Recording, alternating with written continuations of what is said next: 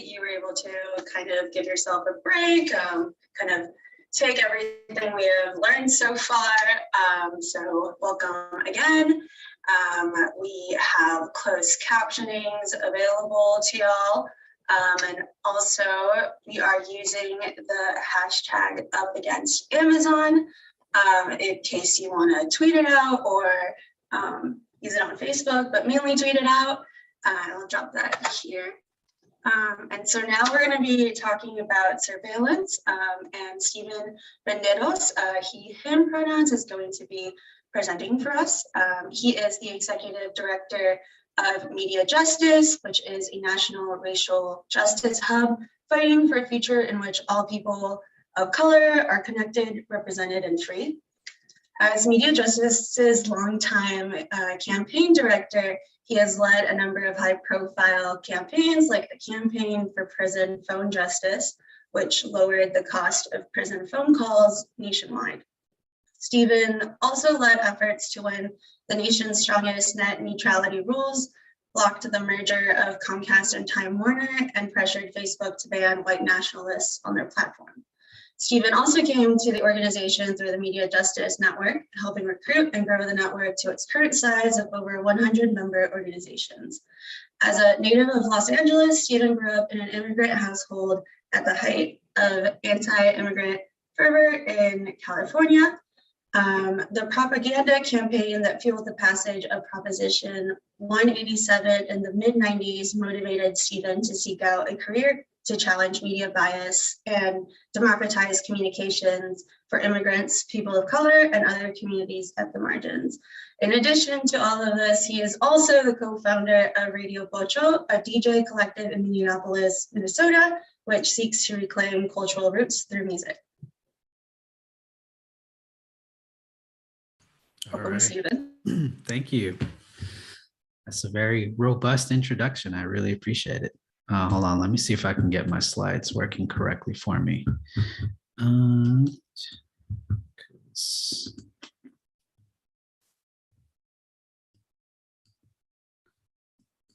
see. All right, cool. I'll share my screen. I want to make sure, actually, I might need co-hosting privileges if someone can give me that. So I can, there we go. I think I figured it out. Cool. All right. Well, thank you all so much for inviting me to come and talk to you all about surveillance. A very light topic, of course. And I get to do it right after lunch, after y'all have had lunch, so even better. But first off, I actually want to thank the organizers for us, not Amazon, for having me here today. I think by now you've actually had a chance to listen to some of the brilliance of folks like Maurice Weeks and Ryan Garrity, and both are going to be really hard acts to follow, I'll be honest, but I'm going to do my best. So yes, I'm Stephen Renderos, and just by way of a little more introduction, I've been organizing around media and tech issues now for well over a decade, which, in the internet age, makes me an OG in this space. I've been organizing for much longer than that, though, closer to 2 decades, and came into this kind of work of organizing through struggles around housing, immigrant rights, and police violence. And I came to media justice 10 years ago because I believe strongly that liberation for our people really requires that we liberate media and technology as well. I also, by way of introduction, just want to share a little bit about how I come to this topic of surveillance. So I was raised by a single mother who, in order to make ends meet, relied on public assistance programs to supplement her limited income as a garment factory worker.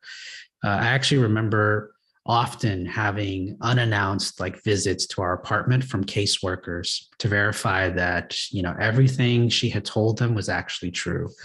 I actually remember the stigma that my mom felt at the store when she had to pull out food stamps to pay for, our groceries. I remember myself feeling super powerless, when the first time I was pulled over by cops. It was literally like hours after getting my driver's license. And I was pulled over because the cop told me I was in a nice neighborhood and I looked suspicious. So for me, being watched was simply a way of life growing up. And particularly because I grew up in a low income household, in a household of immigrants. My parents were from El Salvador and came to the United States in the 1980s. So, I don't think I came to understand the role that corporations really played into that until much later in my life. So for me, really, the epiphany came in listening to LaTanya Sweeney, who is a professor at Harvard University. And I heard her talk about kind of Googling her own name and having the search engine spit back some pretty racist ads. And it wouldn't be until working here at Media Justice that I would take a much more critical view of Amazon as a corporation that not only extracted massive troves of data, but then was actually helping the government and police do the same thing. So that's a little bit, I think, about how I enter into this discussion. And let me just keep an eye on the chat and make sure I'm not missing anything here. Cool. Thank you. Thank you for folks plugging in some of our links and stuff. So if you happen to be unfamiliar with Media Justice, I want to give you just a quick primer. We're a national racial justice organization that fights to advance the rights, ownership, and control over media and technology for people of color. So we're the host of the Media Justice Network, a network of over 100 racial justice media and arts organizations that are based all over the country. And so before we kind of dive in, that here are a few folks, a few pictures of some of our folks throughout the year. So you'll notice that we're a Black and Brown led organization. We're immensely diverse. We're racial justice like first centric in terms of the lens that informs our work. And I think that separates us a little bit in terms of some of the other organizations that tend to be involved on issues of media and tech broadly at the national level. So before we dive into the topic, I also wanted to briefly touch on the Eyes on Amazon campaign, which was launched last year and organized by Media Justice and the members of the Athena Coalition. The goals of the campaign were threefold. It was one, to get Amazon to stop selling surveillance technology to law enforcement. Two, it was to pressure Amazon or demand that Amazon stop surveilling its workers. And three, to pressure governments to step in and regulate this giant corporation. I'm going to talk a little bit later about what this campaign has been able to accomplish. But for now, I just wanted to give you a bit of that context because that's how I'm entering into this conversation. And I should say that within the Athena Coalition, which I think folks should be familiar with, we are a member that leads the Panopticon table, or the table that focuses on surveillance. Cool. So let's get into it. Before I even get into the technology part of all of this, I think it's helpful for us to ground ourselves on why surveillance exists in the first place. I want you to imagine with me for a second, and if you can bear it, if you can close your eyes for a bit, please do so. If you need to shut off your cameras, that's totally cool. There are two people in this imaginary scenario. You're one of them. The other person, you don't know who they are. In fact, you can't even really see them because they're obscured from view. But you start a conversation and you quickly realize that this other person knows everything there is to know about you. Who your friends are, what you believe in, who you voted for in the last election, what you bought at the store this past week. Now think for a second, who has more power in this scenario? And you can stop closing your eyes if you want. And I think it might sound like a cliche to say, but knowledge is power. But a lot of the reasons why surveillance exists is for the acquisition of information, in order to exercise power over a group of people. Historically, governments have utilized surveillance as a means to control sets of people they deem as a threat. In her book, Dark Matters, Simone Brown makes the connection between the tool of surveillance and maintaining the institution of white supremacy through a sustained practice of surveilling Blackness. She describes the experience of being Black in the United States as one that has always involved surveillance. But the power in surveillance isn't merely observing people. It's in being able to shape the behavior of the people being watched. It's in governments being able to define what is acceptable behavior and what is not. Now, I want to talk a little bit about the pattern that tends to emerge around surveillance. Typically, there is some sort of imagined crisis that a government or corporation manipulates into a threat to safety and security. And this can be individual safety, this can be public safety, this can be security in your home in the case of Amazon when they sell you doorbells, or it can be national security. The point is that in moments of surveillance, real or imagined crises are transformed into threats to safety and security. And I'm going to talk a little bit about some of how that's played out over history, just to show you how that pattern emerges. But second, you can't have a threat to safety or security without being able to assign blame. So there will always be a scapegoat for that crisis. Think back to the uprisings that followed the killing of George Floyd, Breonna Taylor, and others by police officers. The media coverage on a lot of those protests focused more on protesters as looters and people who posed a threat to private property. There was actually a recent article that came out just this past week, I believe, by MIT Technology Review that exposed a massive surveillance operation in Minnesota that was organized across dozens of law enforcement agencies following directly after the protests in 2020. And their aim wasn't to deal with police violence. Their aim was to surveil protesters, and particularly around this idea of protecting property. Which leads me to the last point in this pattern. Technology has actually always been a fundamental instrument of surveillance. And in these moments of crisis is where we see examples of new technologies being leveraged for the purpose of surveillance. So I wanted to share a few examples throughout history just to expand on this point.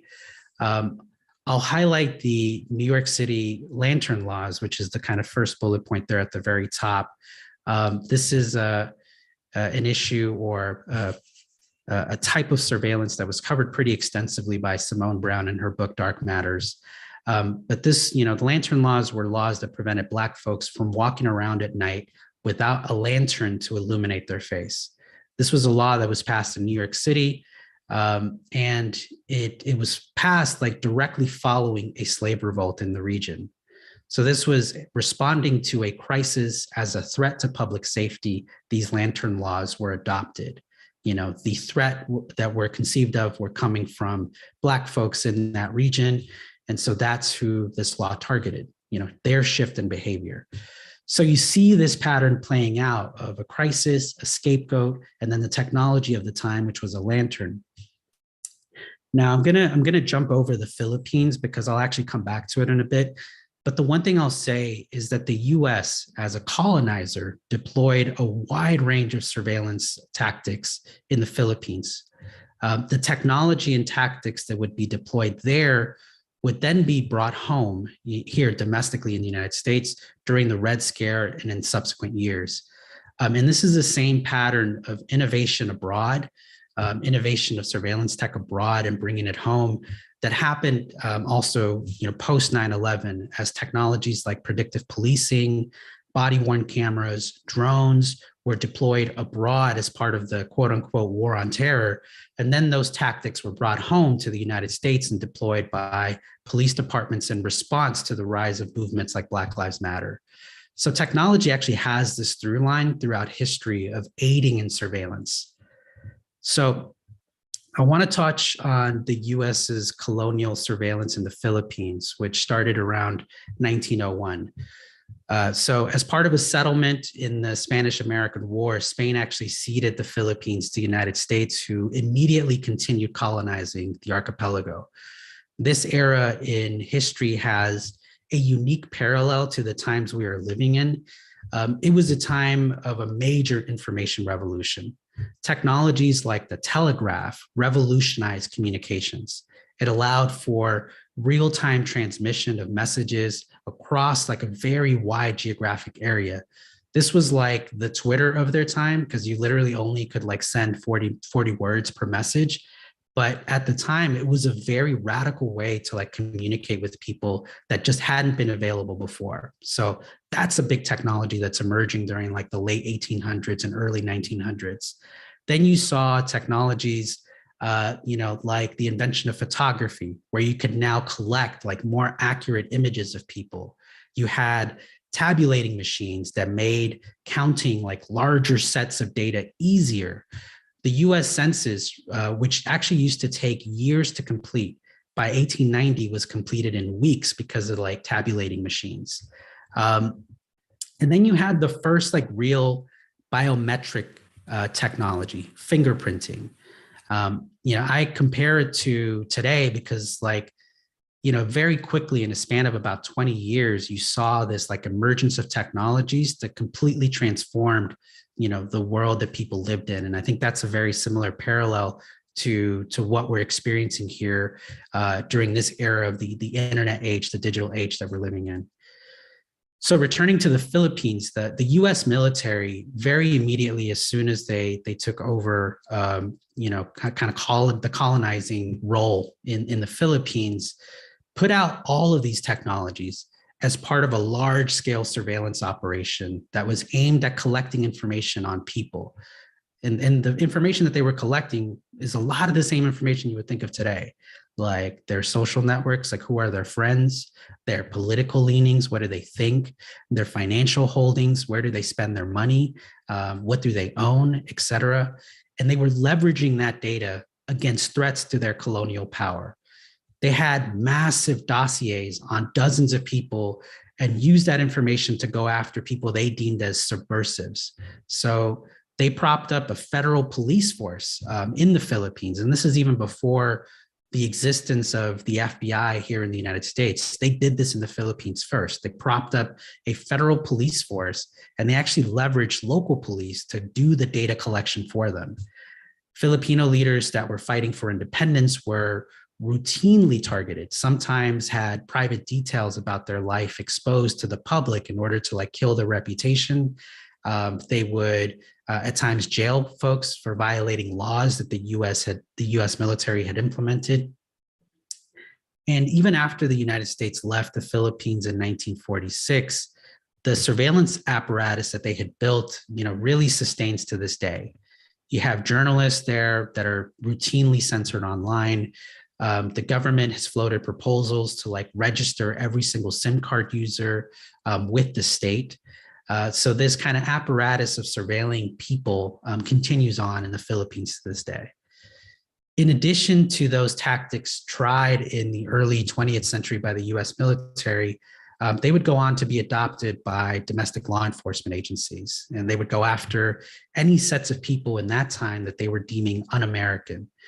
In this period, beginning in about the 1920s, is where we see the first examples of surveillance targeting Black political and religious organizations, which of course would be accelerated in the civil rights era. But the purpose of surveillance hasn't really changed over the last 300 plus years.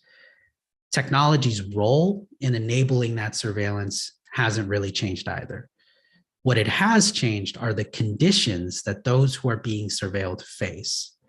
So, I want to get into talking about Amazon, and I want to talk about three kind of Amazon-owned technologies: recognition, Ring, and Amazon Web Services, or AWS.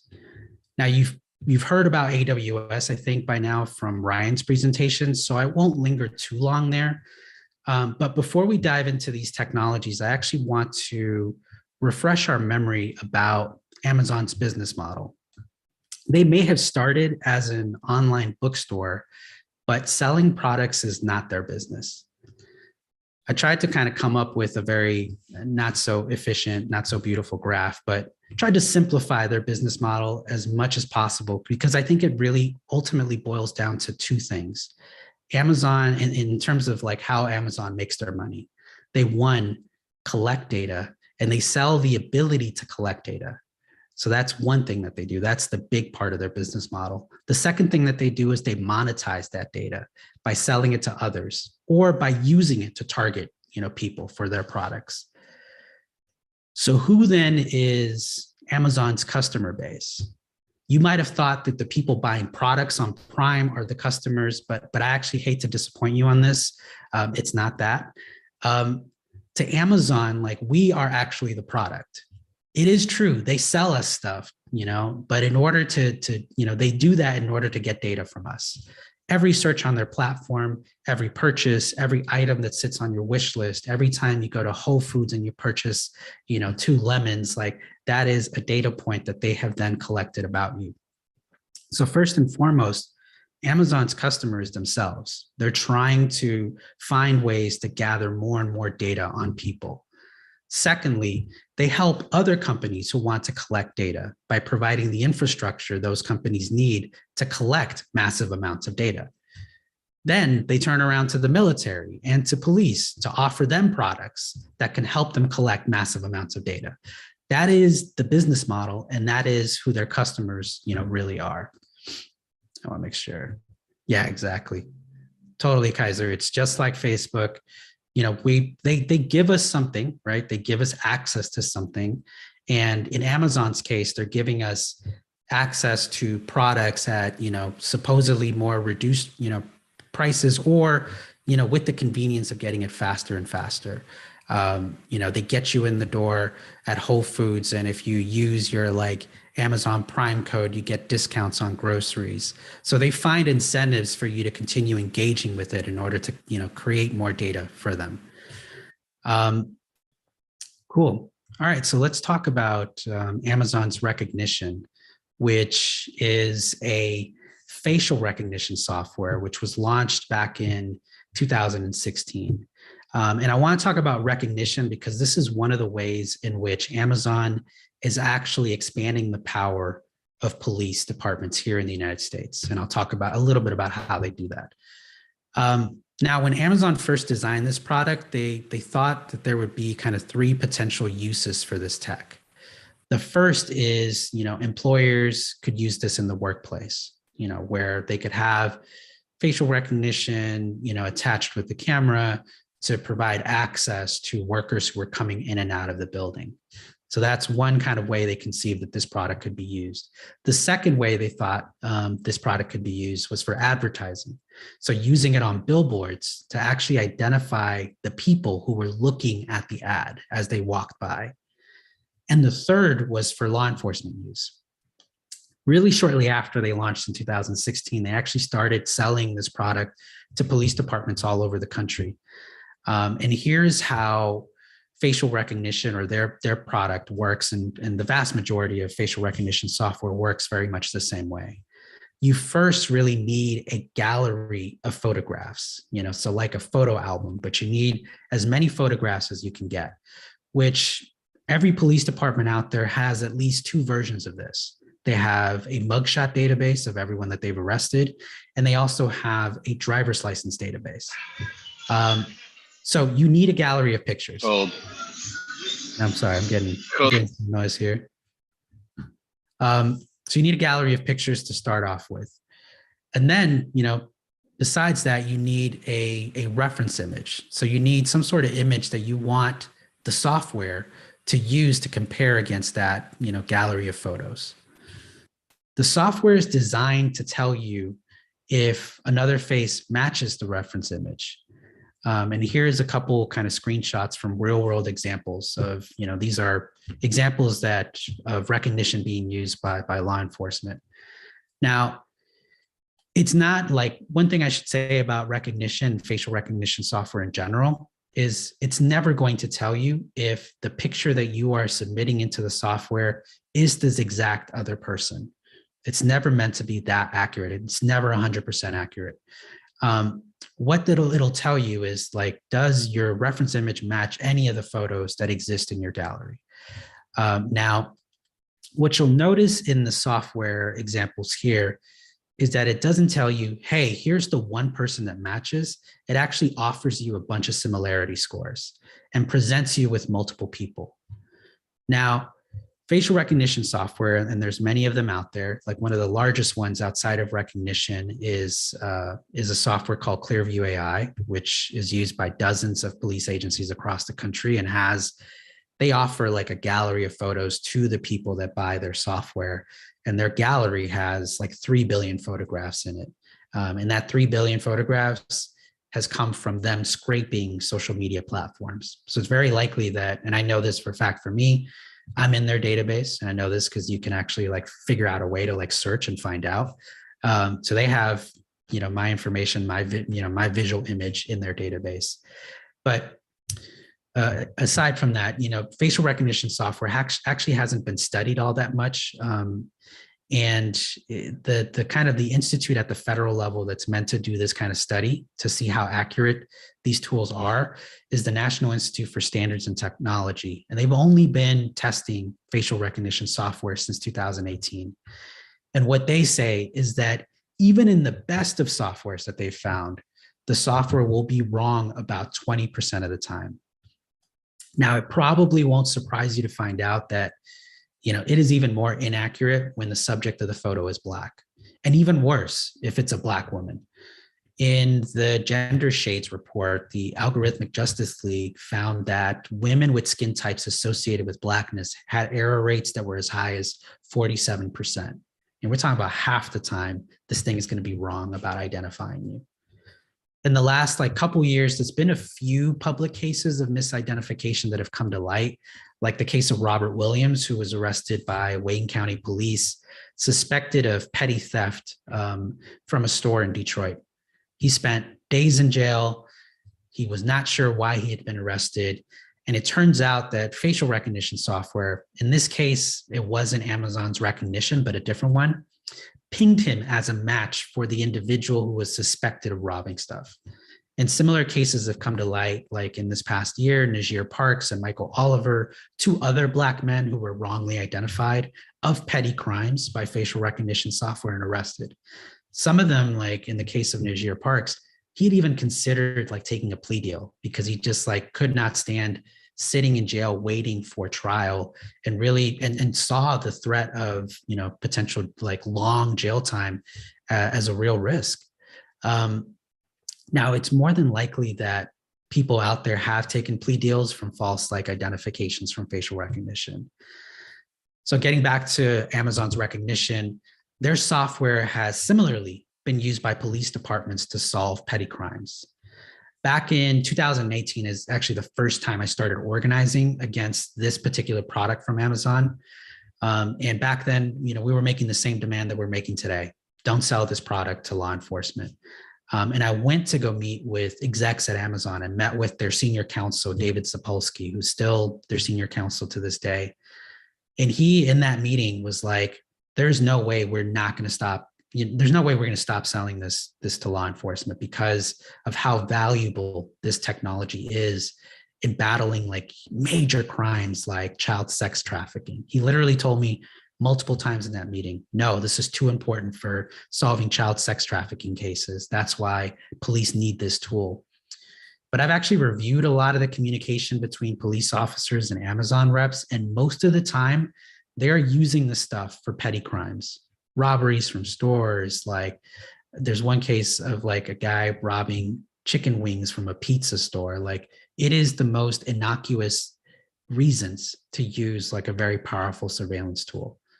In addition, they've actually encouraged police departments to engage in bad policing practices, like using artist sketches of a suspect to turn, to run through the software. And here's an example of that one. They actually use this in some of their presentations, their marketing materials to police departments as they're trying to sell this product. There's cases of examples of this happening all over the country. There was a report that the Center on Privacy and Technology at Georgetown did in studying how the New York Police Department was using facial recognition software. And there they found that they would routinely use artist sketches. They had an artist sketch of someone an individual that they were searching for that looked like Woody Harrelson. So they ran a picture of Woody Harrelson through the software to see if they could get a match. So, these softwares layered on top of policing practices that are already pretty racist, like tend to lead to even more racist practices. After the protests that were sparked by the killing of George Floyd, and that spread throughout the country, Amazon CEO and founder at the time, Jeff Bezos, talked about how much he stood for Black life. He had this whole Instagram post about like, if I lose customers because of my stance for Black lives, then that's what it is. And at the time, we pressured him to stop selling recognition, and the company agreed to do so for 1 year. A year later, this is when we launched Eyes on Amazon. And we were pushing for a permanent ban on the sale of recognition. And, within days, they agreed to an indefinite moratorium. So I'm not going to sit here and kid you that is a ban, because it's not. But it's progress made that, we've gotten closer to the demand that we want to. The other thing that's happened since 2018, when we first got involved on this issue, is that dozens of cities have actually passed ordinances to ban police use of facial recognition. Media Justice actually worked on the ordinances that passed in the Bay Area, in San Francisco, Oakland, and a few of the surrounding cities. We also worked on a statewide ban in California that was more focused on preventing the use of facial recognition with body-worn cameras.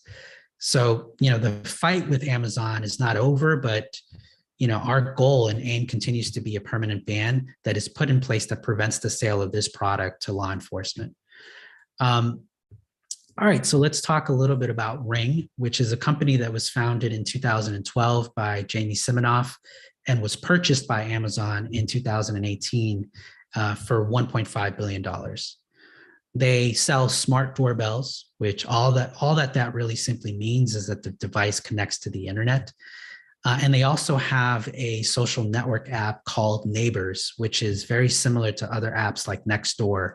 If you've ever been on those kind of neighborhood-based apps, Nextdoor, Vigilant, which is now called Citizen, is another version of that as well. Lastly, they have partnerships with law enforcement who can access their network of video doorbells, and I'll talk about that in a little bit. They've actually branded themselves as the new Neighborhood Watch, which is appropriate if we consider the history behind Neighborhood Watch programs. The first real example of, in the United States of like citizens, quote unquote, monitoring their community for threats were slave patrols of like individuals, just random like white individuals getting together to like search for runaway slaves. You fast forward to the 1950s with the expansion of the federal highway system and the creation of suburbs populated by white middle-class families fleeing urban centers. You start to see again the formation of these kind of neighborhood watch programs that were designed to keep certain people out. Heck, even like suburbs, the way they're literally designed, the way the streets, the neighborhoods are designed to keep people out. You couldn't be Black in those neighborhoods and simply be walking through. That was considered suspicious behavior. It's also where in this time period is where you start to see that partnership between citizens, quote unquote, watching their neighborhood and then reporting stuff to police. So that's the context for this surveillance technology, which is selling people on the idea that this doorbell can make your home and your neighborhood safer. It encourages people to post videos of things recorded on their cameras to the Neighbors app so that their neighbors are aware of what's happening. There's a group of researchers from MIT that decided to study what videos people post on the Neighbors app. They focused on Los Angeles, where they were able to identify how many cameras in total existed throughout the city. And then they actually scraped the Neighbors app for all the posts that had been made on the app in Los Angeles. And what they found, unsurprisingly, I think, was that there were higher rates of videos that were posted in predominantly white neighborhoods. So the white affluent neighborhoods of Los Angeles saw higher rates of posts. And the majority of those videos were of subjects who were non-white people. The other thing that they found is that everyday activities were tagged, because you could tag videos when you post on the Neighbors app. And there's like 5 categories and like two of them are like suspicious and criminal. And the vast majority of like videos that involve non-white people were tagged as suspicious and criminal. They did a similar study in San Francisco, using kind of similar tactics to kind of scrape that data. And they found the same thing. So I think there is this kind of common recurring theme, at least now in the way that Ring video doorbells are applied, particularly in urban centers that are rapidly gentrifying, of like these becoming tools of like, keeping people out. So here you see a couple of examples of some of those posts that were put on there. Shady guy knocking instead of ringing doorbell. So door knocking is considered now suspicious activity. Walking through the neighborhood is being considered suspicious. So yes, so that's what it is. Now, if we step back a little bit nationwide, because I've focused here on Los Angeles and even to some extent San Francisco, it is not any different nationwide. So Gizmodo, actually, a reporter from Gizmodo, this person, Del Cameron, discovered that there was data available from every Ring camera in the United States that was somehow left available in Amazon Web Services' cloud. Like they could access it somehow, and they were able to pull that data. And that data included the location of every single Ring video doorbell in the United States. It included just about every single video that had been posted on the Neighbors app. It included every single tagging, that was posted. And what they found was that in the United States, there are over 440,000 Ring cameras. So step back to think about that for a second. It's like the largest domestic surveillance network that's around, which is why it is actually very concerning that police departments have access to this network. Since about 2018, after Amazon bought the company, Ring has been establishing partnerships with law enforcement agencies across the country. Police are, once you have that partnership in place, you're allowed to request Ring video footage from anyone on the platform, footage that then the police department can keep indefinitely. In total today, there are over 2,000 of these kinds of police partnerships. And these partnerships actually expanded after the killing of George Floyd and the protests that followed it. So again, you see this moment where like rhetorically, Jeff Bezos is saying one thing, but the behavior of the company is saying something completely different. And, in Los Angeles, for example, going back to LA, my hometown, the Los Angeles Police Department actually requested Ring video footage to track protesters that were attending a march against the killing of George Floyd. So that's, again, who is deemed a threat, who is deemed the scapegoat. That cycle of surveillance plays out in ways in which, technology can be leveraged to continue that project. So these partnerships between the police and Amazon are ones that we aim to disrupt. And we look forward to, as part of our work with the Athena Coalition, getting to organize to eliminate these partnerships. So I won't say a whole lot about AWS, since I think you've heard from Ryan a bit about that, but I will say this, that they do provide the cloud computing infrastructure for a large swath of the internet that we navigate today. And so a lot of companies actually do really depend on AWS's services. Companies like Palantir, who have surveillance systems that they provide to agencies like ICE and Border Patrol, depend on Amazon Web Services. And if you're curious to learn more about who Palantir is and how they're structured, you all can follow the Mi Gente Network's campaign, No Tech for ICE, and you'll get a deep dive on Palantir. But Palantir and AWS have a very strong relationship. So even if Amazon were to stop selling products like Recognition and Ring directly to police departments, it's actually still contributing to the surveillance capacities of law enforcement. So I want to wrap up and then kind of open it up for any questions that you all might have, just by saying that I think it's important that we organize at every level against Amazon. The surveillance that they enable is about maintaining an imbalance of power between those that are at the margins. And those that are at the margins today include Black folks, immigrants, Muslims, unhoused folks, trans folks, anyone deemed a threat by those in power. We actually cannot change that reality unless we take its ability to watch us to the, unless we take away the ability for them to watch us to the degree that they can. That's why weakening Amazon is a priority in our organizing. And we think that you can do that in your community by eliminating these police partnerships with Ring. We think that you can do that in your city by banning facial recognition by police. We think that you can, do that with your help. We can convince other regulators at the federal level to weaken their business model, and we're working on stuff like that. So I'd encourage folks to connect further with the Athena Coalition, with our organizers at Media Justice, and with other allies like Mi Gente, Empower Change, Kairos, who are also carrying out this work.